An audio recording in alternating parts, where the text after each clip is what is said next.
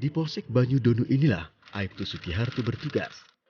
Dari penampilannya, Sugiharto tidak tampak berbeda dari rekan-rekannya di kepolisian.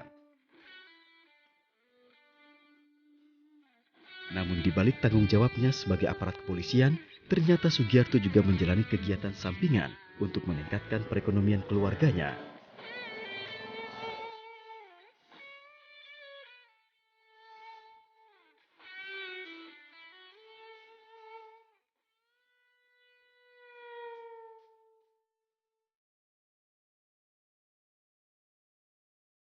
Ya, demi menambah penghasilan untuk menghidupi istri dan 4 orang anaknya, pria berusia 43 tahun ini mencoba mengais rezeki sebagai pembuat dan penjual telur asin.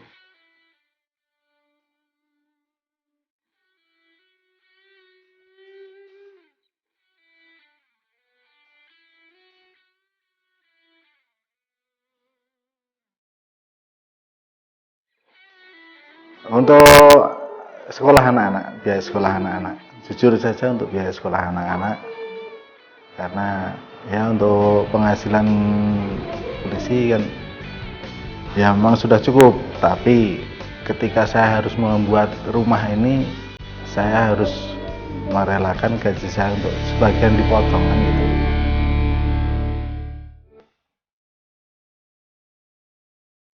Setiap 2 kali seminggu, Sugiharto mendatangi penjual telur itik langganannya untuk membeli 400 butir telur. Sugiharto langsung membawa telur-telur itik yang masih mentah untuk dicuci. Dengan telaten, Sugiharto membersihkan telur satu persatu. Telur yang sudah bersih kemudian diperiksa dan diterawang dengan menggunakan lampu untuk mengecek kualitas telur.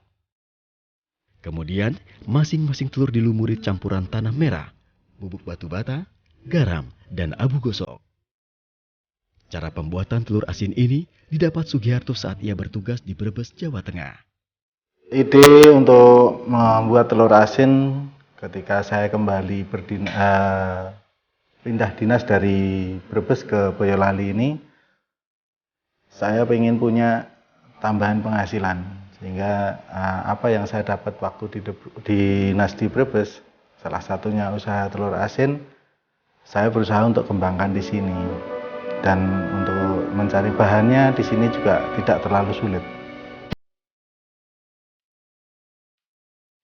Untuk menghasilkan telur asin dengan tingkat keasinannya yang merata, telur yang sudah dilumuri campuran garam didiamkan sekitar 12-15 hari.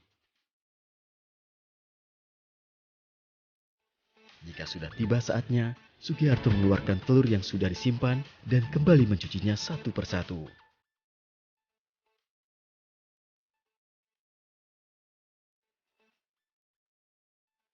Semua telur lalu direbus, diberi stempel, dan dikemas untuk dijual.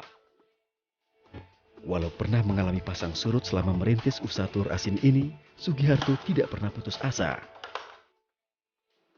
Jadi saat itu sore saya mau nyuci telur yang sudah siap untuk direbus, habis diasin, saya angkat, itu gantungan embernya itu putus. Jadi satu ember itu hampir semuanya pecah. Itu jumlahnya kurang lebih ada 200 butir. Pecah semua, tinggal kurang lebih ada 20 atau sampai 20, antara 20 sampai 40 biji yang masih bisa untuk direbus atau dimakan lah ibaratnya. Kalau dijual kayaknya sudah tidak mungkin karena sudah retak. Untuk memasarkan telur asin buatannya, Sugiharto harus singgah ke rumah-rumah makan dan warung di sekitaran rumahnya.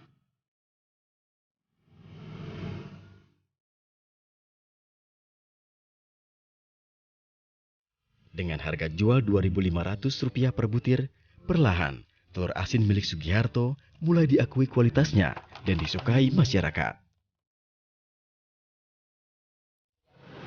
Bagus, katanya enak, lebih gurih, terus lebih kuning telurnya itu lebih bagus, rasanya lebih enak.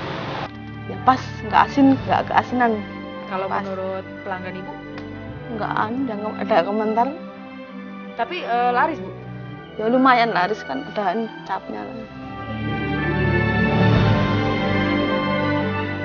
Kegigihan Sugiharto dalam berjuang untuk keluarga pun diakui sang istri tercinta.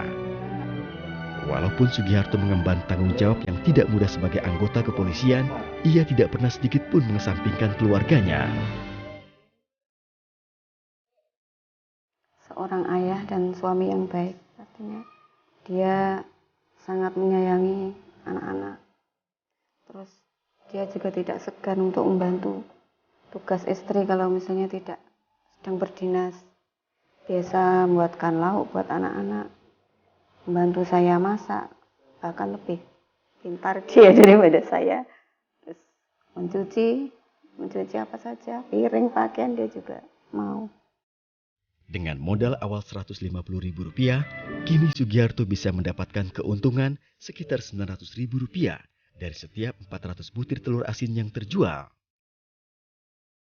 Keuntungan dari telur asin itulah yang kini terus membantu perekonomian Sugiharto dan keluarga. Semoga kegigihan Aibtu Sugiharto dapat menjadi contoh yang baik untuk kita semua. Salam GPS.